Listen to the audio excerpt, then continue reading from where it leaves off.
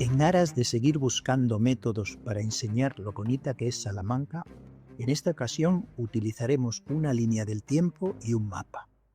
Iremos por orden cronológico haciendo referencias cruzadas al tiempo y al espacio. Antigüedad.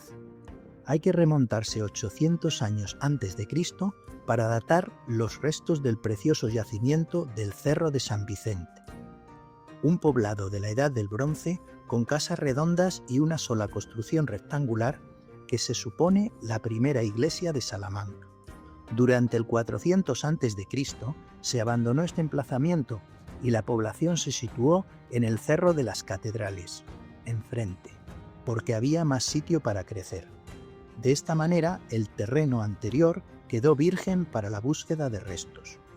Plutarco habla de una muralla muy sólida que hizo frente en el siglo III a.C. al cartaginés Aníbal. Restos impresionantes de esta muralla del castro prerromano se pueden ver en el centro de interpretación de la muralla en la Cuesta de Carvajal. El puente sobre el Tormes es de época romana, concretamente del siglo I. Siglo XI. En el siglo XI, Raimundo de Borgoña, esposo de doña Urraca, colonizó Salamanca y se organiza la ciudad en barrios alrededor de iglesias, serranos, mozárabes, francos, con una administración llamada Exesmeros, de la que aún tenemos el rastro del edificio que servía de gobierno. Así se llama la plaza en la que se sitúa esta construcción, que en la actualidad es la Cámara de Comercio. Siglo XII. Alfonso VII continúa la colonización y amplía la muralla pasándose a llamar Cerca Nueva. El punto en que se bifurca la vieja muralla de la nueva está en la confluencia de las calles San Pablo y Rector Esperavé. En este mismo periodo se inicia la construcción de la Catedral Vieja. Su espléndido cimborrio, la Torre del Gallo, del que se ha dicho tiene influencias orientales y es semejante a los de las catedrales de Plasencia, Toro y Zamora. La Virgen de la Vega, que también es de esta época, es la patrona de Salamanca y se dice que ayudó milagrosamente a Salamanca en la Guerra de Sucesión. El verdadero claustro de la catedral está en Palamós, pueblo de Gerona. Cosas que pasan. Siglo XIII. Alfonso IX crea la universidad, 1218. Como lugar donde se estudian no solo cuestiones religiosas, sino también relacionadas con el derecho. Se trata del estudio general. En este momento la actividad lectiva tiene lugar únicamente en la catedral. También es necesario no perderse las tumbas de esta época, que están a un lado del altar mayor. Impresionantes. Es interesante la historia de doña Berenguela, mujer de Alfonso IX. Existe un convento, el de Santa Clara, en el que se han encontrado frescos y se sostiene por un grupo de investigadores que representan la historia de esta reina. Sus antepasados pertenecían a la familia inglesa de Plantagenet y Tomás Becket, obispo de Canterbury, fue una figura importante. La chova piquirroja, ave emblema de esta familia, fue la clave para el descubrimiento. También la cercana iglesia románica de Tomás Cantuariense tendría que ver con esta historia, y quizá en ella se vislumbra la chova piquirroja. Emocionante historia que continuará. Siglo XIV. 3 capillas en la Catedral Vieja. Santa Bárbara, donde estudiaban los alumnos la noche antes del examen final y de la que salían vergonzosamente por la puerta de carros si no aprobaban. De aquí viene la expresión estar en capilla. En ella podemos ver la tumba del obispo Lucero. En esta capilla se conocía un retablo precioso barroco y se encontró otro aún más valioso debajo, gótico. Se optó por hacer un artilugio con bisagras que permite ver los dos. Capilla de San Salvador o de Talavera. Tiene una cúpula increíble de estilo arabeizante y conserva el rito de la misa mozárabe. Está enterrado aquí un comunero, Maldonado, y tiene en exposición el pendón comunero. Capilla de Anaya o San Bartolomé. Preciosa rejería en la tumba y órgano más antiguo del mundo. Un ilustre miembro de esta familia, el obispo de Anaya, creó el primer colegio mayor, el de San Bartolomé, enfrente de la Catedral Nueva. Siglo XV. Tiempo de los Reyes Católicos. Guerra de los bandos. Con la Plaza de la Hierba, el Corrillo actual, como límite que nadie pisaba, de ahí que hubiera hierba, la disputa era entre los Manzano, alrededor de la iglesia de San Benito, y los Enrique, iglesia de Santo Tomé, actualmente desaparecida y que se situaba en la Plaza de los Bandos. María la Brava, de los Enríquez, mandó matar a 2 hijos del bando enemigo, que a su vez habían asesinado a sus 2 hijos en un juego de pelota. Fue a por ellos a Viseu, en Portugal, donde se habían escondido. El precioso edificio de su casa se conserva en esta plaza. San Juan de Sahagún, patrón de Salamanca, medió en el conflicto de los bandos y se dice que lo solucionó en la Casa de la Concordia, que se conserva al final de la calle San Pablo. Recordemos otros 2 milagros suyos, el de la calle Pozo Amarillo y el de la calle Tentenecio. Búscalos porque son muy curiosos. Cielo de Salamanca. Fernando Gallego lo pintó para la biblioteca de la universidad. Luego se tapó y olvidó, para hacer la iglesia de San Jerónimo.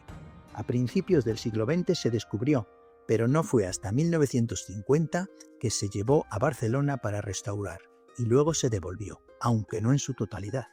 Ahora está en el patio de escuelas menores de la universidad. Cueva de Salamanca. Es muy bonita la leyenda que dice que en este lugar el diablo daba clase a 7 personas durante 7 años.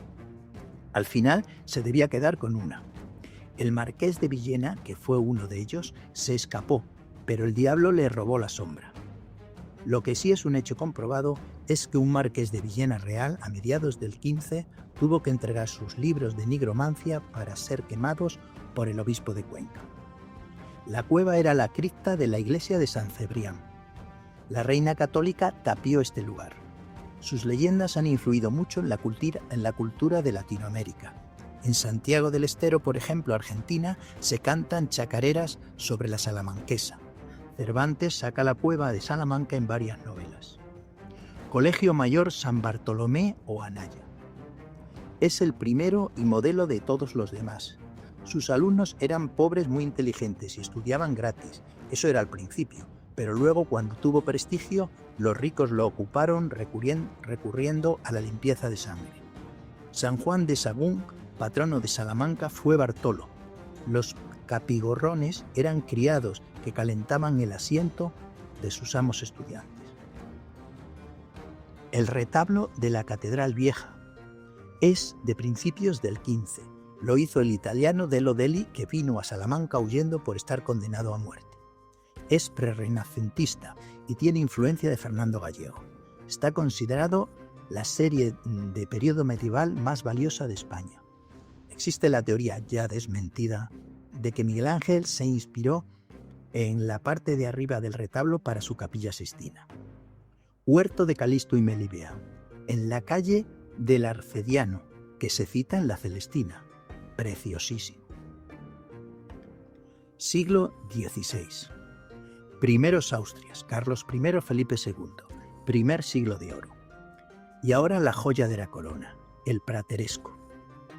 Portada de la universidad, Catedral Nueva, San Esteban, Casa de las Conchas, Palacio de Monterrey, Colegio Mayor Fonseca. La universidad crece, es el momento de su máximo esplendor, llegando a tener 5.000 estudiantes, ayudada por el Papa Pedro de Luna, Benedicto XIII, el de estar en sus 13, en el siglo anterior, y por el auge de los viajes a América. Cítese a Antonio de Nebrija y a Francisco de Vitoria.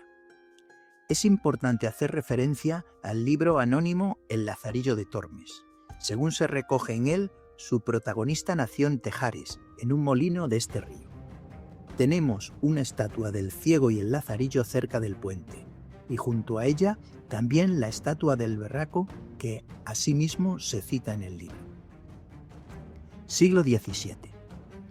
Segundos Austrias, Felipe III, Felipe IV, Carlos II. Segundo siglo de oro.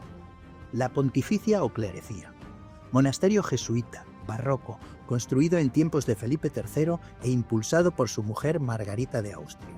Posteriormente los jesuitas fueron expulsados. Ahora es universidad privada de la Iglesia. Iglesia de la Purísima. Barroca italianizante, con mármoles preciosos de diversos colores y en este mismo material un púlpito increíble. El templo es en realidad una colosal pinacoteca que organiza el espacio para que los grandes cuadros se vayan iluminando de manera sucesiva según avanza el día. Hay una Inmaculada de Rivera. El conde de Monterrey, que fue virrey de Nápoles, la mandó construir junto con el monasterio de las Agustinas, para que sirviera de panteón familiar, aunque por las enormes humedades del subsuelo no se utilizó para ello. Expulsión de los moriscos, 500 familias por Felipe III. El barrio del que fueron expulsados, alrededor de la iglesia de San Juan de Sagún, se llamó desde entonces el Conejal, por la proliferación de este animal al quedar el sitio abandonado. Siglo XVIII. Primeros Borbones. Estilo arquitectónico churrigueresco, barroco extremo, hecho con piedra de Villamayor, pueblo cercano a Salamanca, como la mayoría de los monumentos de la ciudad. La Plaza Mayor. De este estilo se inició en tiempos de Felipe V, que está representado 3 veces en los medallones. El terremoto de 1750 de Lisboa hizo que se moviera la torre de la catedral, que fue reforzada posteriormente. También destruyó el Colegio Mayor San Bartolomé, que era de madera. Posteriormente se construyó otro edificio neoclásico, estilo este que está poco representado en Salamanca. El Seminario de Calatrava también es churrigueresco. Meléndez Valdez y Torres Villarroel lucharon en este siglo ilustrado por modernizar la universidad. Siglo XIX. Segundos Borbones. Guerra de la Independencia. Destruyó gran parte del patrimonio arquitectónico de Salamanca. El general francés Thibaut creó la preciosa plaza de Anaya, despejándola de unos edificios que impedían la visión de la catedral. Fernando VII abolió la Constitución de 1812. En ella habían influido juristas de la Universidad de Salamanca. Unamuno. Estatua de Victorio Macho en el Palacio de Anaya. A Unamuno no le gustaba y siempre subía por la otra escalera, pues decía que le representaba más muerto que vivo. Y estatua también de Unamuno hecha por Pablo Serrano, enfrente de su casa.